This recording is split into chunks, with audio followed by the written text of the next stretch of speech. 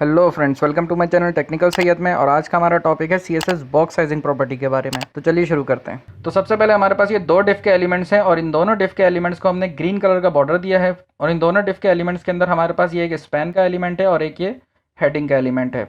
और इन दोनों डिफ के एलिमेंट्स को हमने 250 पिक्सल विड्थ एंड हाइट दी है और उसके अलावा हमने पैडिंग इसको 20 पिक्सल दी है और बॉर्डर का साइज इसका 10 पिक्सल है। अब सबसे पहले हमने ये समझना है कि बॉक्स साइजिंग प्रॉपर्टी करती क्या है। तो बॉक्स साइजिंग प्रॉपर्टी हमें एक ऑप्शन देती है कि क्या हम अपने एलिमेंट के अंदर उसकी जो पैडिंग है और उसके बॉर्डर का साइज क्या हम गिवन हाइट एंड विड्थ के अंदर एडजस्ट करना चाह रहे हैं या उससे बाहर हम देना चाह रहे हैं। इसका मतलब ये कि इस वक्त जो हमारा ये एलिमेंट आप देख रहे हैं डिफ का एलिमेंट, बल्कि ये दोनों एलिमेंट्स जो हैं, क्योंकि हमने इन दोनों को सेम प्रॉपर्टीज दी हैं, तो ये दोनों एलिमेंट्स को अगर आप देख रहे हैं तो इनकी एक्चुअल हमने हाइट एंड विड्थ इस वक्त क्या दी है 250 पिक्सल, ठीक है। लेकिन एक्चुअली इनकी 250 पिक्सल हाइट एंड विड्थ नहीं है, क्योंकि हमने यहाँ पे इसको पैडिंग दी है 20 पिक्सल की और बॉर्डर दिया है 10 पिक्सल का।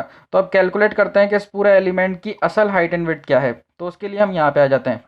अब ये जो 250 पिक्सल और 250 पिक्सल यहाँ पे लिखा हुआ है, ये लेफ्ट साइड वाली जो वैल्यू है ये विड्थ की वैल्यू है और राइट साइड वाली ये हाइट की वैल्यू है जो कि हमने यहाँ पे दी है, ठीक है। अब ये जो 250 पिक्सल विड्थ है इसके अंदर हम 20 पिक्सल की पैडिंग ऐड करते हैं, मतलब लेफ्ट साइड की पैडिंग और राइट साइड की पैडिंग, तो ये 40 पिक्सल बन जाएगा। और उसके बाद लेफ्ट साइड का 10 पिक्सल बॉर्डर और राइट साइड का 10 पिक्सल बॉर्डर, तो ये 40 + 20 60 बन जाएगा। अब 60 अगर हम इस 250 पिक्सल विड्थ के अंदर ऐड करेंगे तो ये 310 पिक्सल हमारी विड्थ बन जाएगी। और इसी तरीके से हम हाइट में ये 20 पैडिंग और उसके बाद ये 10 और 10 बॉर्डर अगर हम ऐड करेंगे 60 पिक्सल, तो ये हाइट भी 310 पिक्सल बन जाएगी। तो असल में इस एलिमेंट का जो साइज है इस वक्त हमारा वो है 310 पिक्सल विड्थ और 310 पिक्सल हाइट। अब अगर हम ये चाहते हैं कि जो हमारी पैडिंग का साइज है और उसके बाद जो हमारे बॉर्डर का साइज है ये इस 250 पिक्सल हाइट एंड विड्थ के अंदर ही एडजस्ट करे, तो उसके लिए हमारे पास एक बॉक्स साइजिंग की वैल्यू है बॉर्डर बॉक्स। तो पहले हम ऐसा करते हैं कि यहाँ पे हम बॉक्स साइजिंग की प्रॉपर्टी लिखते हैं और यहाँ पे पहले हम कंटेंट बॉक्स लिखते हैं। कंटेंट बॉक्स मैंने इसलिए लिखा है पहले क्योंकि हमारी जो बाय डिफॉल्ट वैल्यू होती है बॉक्स साइजिंग की वो कंटेंट बॉक्स होती है। अगर मैं इसको लिखूं या ना लिखूं उससे फर्क नहीं पड़ता। मतलब ये कि अगर मैं इसको अभी कमेंट कर दूं और रिफ्रेश करूं तो अभी कुछ भी नहीं हुआ, लेकिन अगर मैं इसको अप्लाई करता हूं और उसके बाद भी रिफ्रेश करूंगा तो कोई फर्क नहीं पड़ता। आप ये देख सकते हैं कि मैंने एक डिफ एलिमेंट के अंदर अप्लाई किया इसको और एक में नहीं करा, लेकिन इन दोनों का बिहेवियर साइज वगैरह सब कुछ बिल्कुल सेम है, ठीक है। अब अगर मैं इसको बॉर्डर बॉक्स कर दूं, अब इसको मैंने बॉर्डर बॉक्स वैल्यू दे दी। अब बॉर्डर बॉक्स क्या करेगा, इस हाइट और विड्थ के अंदर ही पैडिंग और बॉर्डर का साइज एडजस्ट कर देगा। अब रिफ्रेश करते हैं तो ये आप देख सकते हैं अब ये एलिमेंट अपनी असल हाइट एंड विड्थ में आ चुका है जो कि हमने यहाँ पे दी हुई है, मतलब 250 पिक्सल।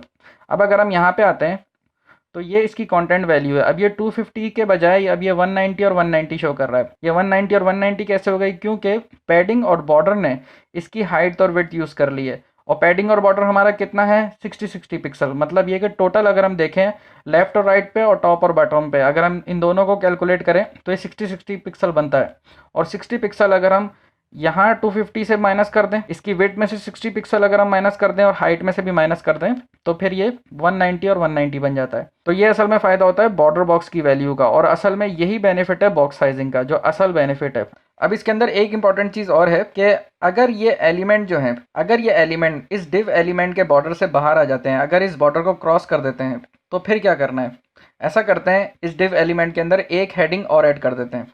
तो यहाँ .html की फाइल में आके यहाँ पे एक हेडिंग और पेस्ट कर देते हैं और अब इसको रिफ्रेश करते हैं तो ये आप देख सकते हैं अब जो इस डिव एलिमेंट का कंटेंट है ये इस डिव एलिमेंट से बाहर आ चुका है, सही है। और सेकंड एलिमेंट में भी हम दो हेडिंग्स ऐड करते हैं क्योंकि सेकंड एलिमेंट का जो साइज है ओवरऑल वो इससे ज़्यादा है, मतलब डिव एलिमेंट 1 से। तो यहाँ पर हम और अब रिफ्रेश करते हैं तो ये आप देख सकते हैं अब जो पहला वाला डिव एलिमेंट है इसके अंदर हमने बॉक्स साइजिंग की प्रॉपर्टी दी हुई है बॉर्डर बॉक्स, और सेकंड वाला जो है वो कंटेंट बॉक्स है। लेकिन इन दोनों से ही एलिमेंट बाहर आ सकता है, ठीक है। तो पहली चीज़ तो आपको ये समझ आ गई होगी क्योंकि इस एलिमेंट का जो साइज़ था वो बड़ा था इस एलिमेंट के साइज़ से, तो इसलिए यहाँ पे 3 हेडिंग के एलिमेंट ऐड हुए तो फिर जाके कंटेंट ने इसको क्रॉस किया है। और यहाँ पे हमने एक एक्स्ट्रा ऐड करा तो उसी ने इसको क्रॉस कर लिया। अब पहले हम ऐसा करते हैं कि यहाँ पे ये जो div 2 का एलिमेंट है इसको भी हम बॉर्डर बॉक्स कर देते हैं, ठीक है। अब अगर हम इसको रिफ्रेश करेंगे तो ये विड्थ जो है दोनों की सेम है, मतलब विड्थ और हाइट अब दोनों बॉक्सेस बिल्कुल सेम हो चुके हैं और इन दोनों का कंटेंट जो है बॉर्डर से बाहर है। ठीक है। अब इसको हम प्रोफेशनली कैसे इस सिचुएशन के साथ हम डील करते हैं, हम कुछ नहीं करेंगे, सिर्फ ये जो हाइट है इसको हम रिमूव कर देंगे। सही है, इसको हमने कमेंट कर दिया और सेकंड डिफ से भी इसको हम कमेंट कर देंगे, मतलब हम रिमूव कर दें, कमेंट कर दें की बात है। तो अब इसको रिफ्रेश करते हैं तो आप ये देख सकते हैं इसने ऑटो एडजस्ट कर लिया, मतलब ये कि अब हाइट की जो लिमिट थी वो तो हमने ख़त्म कर दी है, तो ये वर्टिकली मतलब ये ग्रो कर सकता है, लेकिन इसकी विड्थ जो है वो सेम रहेगी। ठीक है, विड्थ इसने अभी तक 250 पिक्सल ही रखी हुई है, तो ये 250 पिक्सल से ये बाहर नहीं जाएगा, मतलब इससे ज़्यादा ये डिफ का एलिमेंट इंक्रीज़ नहीं करेगा, लेकिन ये वर्टिकली इंक्रीज़ करता रहेगा। अब इसके बाद एक चीज़ और है जो कि बहुत ज़्यादा इंपॉर्टेंट है, वो ये है कि अगर बहुत सारे एलिमेंट्स हों जो कि होते हैं आमतौर पे हर एक वेब पेज में, हर एक वेबसाइट पे, अगर उन सब एलिमेंट्स के ऊपर अगर आपने बॉक्स साइजिंग की प्रॉपर्टी अप्लाई करवानी है तो उसके लिए हम क्या करेंगे, पहले तो हम इन दोनों डिफ के एलिमेंट्स से ये बॉक्स साइजिंग की जो प्रॉपर्टी है इसे हम कमेंट कर देते हैं। इन दोनों डिव एलिमेंट्स को अब हमने कंटेंट बॉक्स बना दिया है। ठीक है, अब ये दोनों के दोनों कंटेंट बॉक्स बन चुके हैं। अब इसके बाद यहाँ पे टॉप पे आके हम यूनिवर्सल सेलेक्टर यूज़ करेंगे।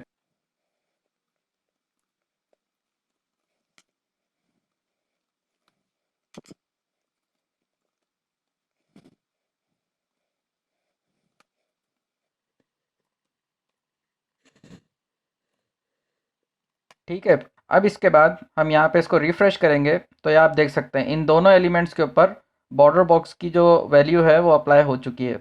अब हमने यहाँ पे क्या किया है, यहाँ पे मतलब यूनिवर्सल सेलेक्टर के अंदर बिफोर एंड आफ्टर क्यों लिखा है और इसको HTML एलिमेंट से क्यों इनहेरिट किया है हमने यहाँ पर, इसके लिए आप मेरा नेक्स्ट ट्यूटोरियल देखें, और जो कि बहुत ज़्यादा इंपॉर्टेंट भी है। अक्सर डेवलपर्स को यही स्टेटमेंट कंफ्यूज करती है, क्योंकि बहुत सारे प्रोजेक्ट्स में टॉप पे ये स्टेटमेंट लिखी हुई होती है जब वो कोई प्रोजेक्ट इंपोर्ट करते हैं। तो जो मेरी नेक्स्ट वीडियो होगी उसका मैं लिंक इस वीडियो के डिस्क्रिप्शन में भी दे दूंगा, तो काइंडली वो ज़रूर देखिए, उससे आपका बॉक्स साइजिंग का जो कॉन्सेप्ट है और भी ज़्यादा क्लियर हो जाएगा।